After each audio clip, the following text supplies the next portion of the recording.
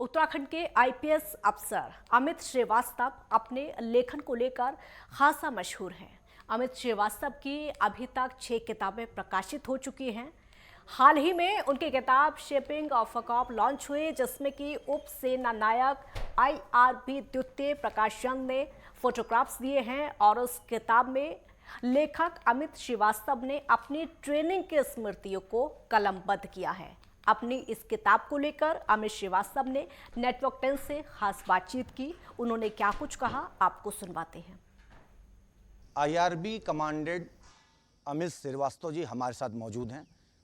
इस भाग दौड़ भरी जिंदगी में लेखनी का जो दौर है कहीं ना कहीं धुंधला होता हुआ नजर आ रहा है, लेकिन इसके बावजूद भी पुलिस के एक बड़े अधिकारी होते हुए भी कई सारी ऐसी पुस्तकें इन्होंने लिखी हैं जिसमें कि पुलिस की जो कार्यप्रणाली है और कहीं ना कठिनाइयां हैं, जो चुनौतियां हैं, उसको उसमें दर्शाया है। और आने वाले जो पुलिस के अधिकारी होंगे उनको भी ये प्रेरणा स्रोत साबित होने वाला है।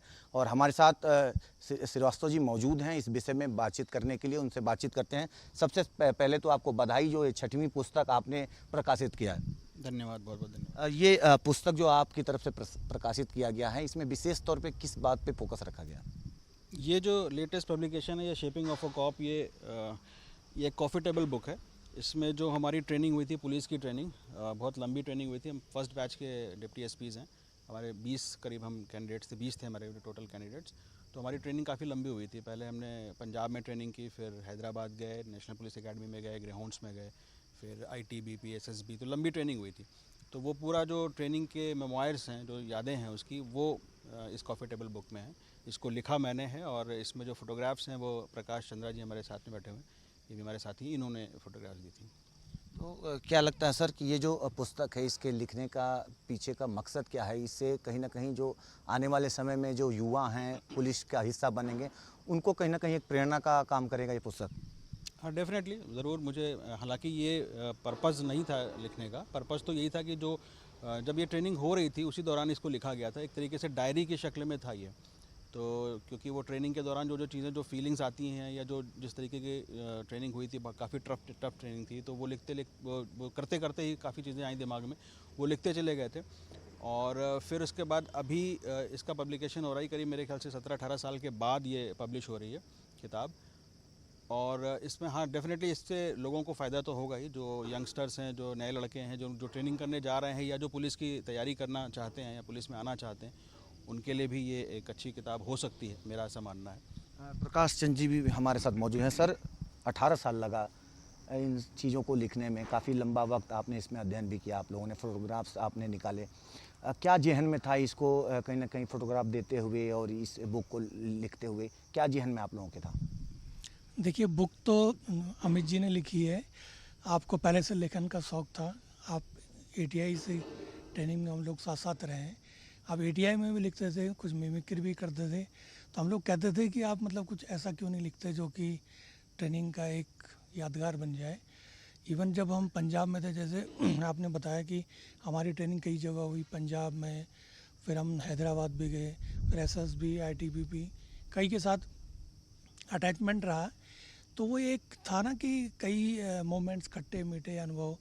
तो उस समय एक नया नया सोनी का साइबर शॉट कैमरा हमने वहीं से लिया था, लुधियाना, जब पंजाब में थे मैंने लिया था। तो फोटोग्राफी का नया नया शौक़ चल रहा था, समझ लीजिए। तो एक वो सी बन गई थी कि हर मोमेंट को चलो फ़ोटो खींच लेते हैं।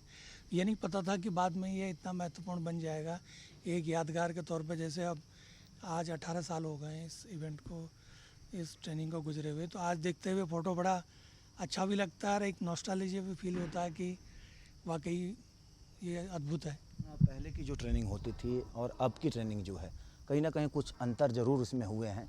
और जो नए लोग आएंगे, जो नए लोग ट्रेनिंग के लिए आ रहे हैं, अधिकारी बनने आ रहे हैं पुलिस विभाग में, उनके लिए किस प्रकार से ये पुस्तक मार्गदर्शन बन सकता है? क्योंकि बहुत सारी जो खट्टे मीठे यादें हैं वो आपने इसमें दिया है, तो कहीं ना कहीं वो भी उनके लिए फ़ायदेमंद साबित हो सकता है। इसको किस तरह से देखते हैं? बिल्कुल बन सकते हैं, क्योंकि ये इसमें फोटोग्राफ के साथ जो लिखा हुआ है वो एक ह्यूमर शैली में लिखा हुआ है। मतलब जैसे आप कहते हैं चोटीले अंदाज।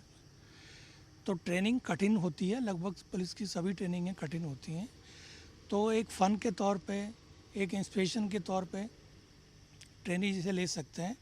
और मेरा मानना है कि इसे उन्हें ज़रूर पढ़ना चाहिए, देखना चाहिए कि ट्रेनिंग कठिन तो होती है, लेकिन जो उसके मोमेंट्स हैं वो एक ऐसी यादें होती हैं कि हर कोई उसे भुलाना नहीं चाहता, चाहे भी तो भी नहीं भूल पाता। अमित सर, आज के दौर में जिस तरीके से सोशल मीडिया का ज़माना है, कहीं ना कहीं ये देखा जाता है कि लेखनी का जो दौर है वो धुंधला होता हुआ नज़र आ रहा है। इस दौर में लेखनी करना और कहीं ना कहीं समय निकालना एक चुनौती होता है, इसको कैसे मैनेज किया आपने? नहीं, मैं ये कहूँगा धुंधला तो नहीं होता जा रहा है, बट ये है कि चेंज हो रहा है। मतलब जो पहले किताबें आप पढ़ा करते थे, अब आपको वो चीज़ें मोबाइल में मिल जाती हैं, लैपटॉप पे मिल जाती हैं, ब्लॉग्स मिल जाते हैं, फेसबुक की पोस्ट मिल जाती है, वीडियोस मिल जाते हैं, ऑडियो कंटेंट मिल जाता है, तो आप उसमें ज़्यादा लगे रहते हैं, किताबों को कम छूते हैं या कम पढ़ते हैं। और जहाँ तक लिखने का सवाल है, लिखना मेरे लिए बहुत ज़रूरी चीज़ है। जैसे ड्राइव होती है ना, जैसे खाने, किसी को घूमने का शौक़ होता है, किसी को कुछ गाना गाने का शौक़ होता है, किसी को मूवीज़ देखने का शौक़ होता है, अंदर की जो ड्राइव होती है। तो मेरे अंदर की ड्राइव यही है कि मैं लिखता हूँ, मुझे अच्छा लगता है लिखने में, और वो उस प्रोसेस को एंजॉय करता हूँ, लिखने का जो भी प्रोसेस होता है उसको एंजॉय करता हूँ। और यही वजह है शायद कि जो मैं लिखता हूँ वो पाठकों को भी पसंद आता है। इसके पहले भी कई सारी पुस्तकें लिखी हैं आपने, जिसमें कहीं ना कहीं पुलिस विभाग से भी संबंधित रहा। कौन कौन सी किताबें इसके पहले आपने लिखी?